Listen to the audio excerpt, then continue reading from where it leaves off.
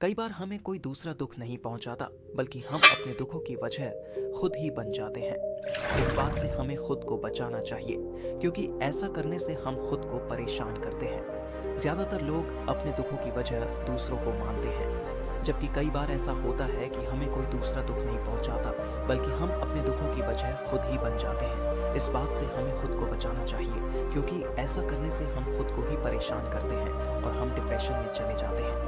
ऐसा ही एक प्रेरक प्रसंग गौतम बुद्ध का भी है, जो हमें अपने दुखों की वजह खुद को न बनने देने के लिए प्रेरित करता है। आइए जानते हैं इस प्रेरक प्रसंग के बारे में। अपने दुखों की वजह आप खुद न बने।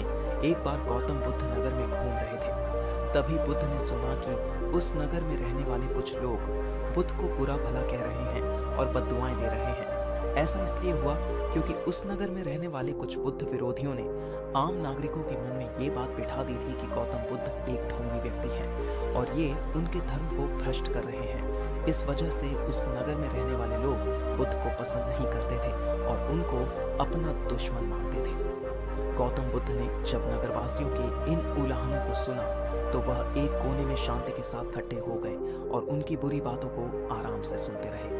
इस दौरान बुद्ध ने कोई प्रतिक्रिया नहीं दी। कुछ देर बाद जब नगरवासी बुद्ध को बुरा भला कहते हुए थक गए और चुप हो गए, तो गौतम बुद्ध ने उन नगरवासियों से कहा, क्षमा चाहता हूँ, लेकिन अगर आप लोगों की बातें खत्म हो गई हैं तो मैं यहाँ से जाऊँ।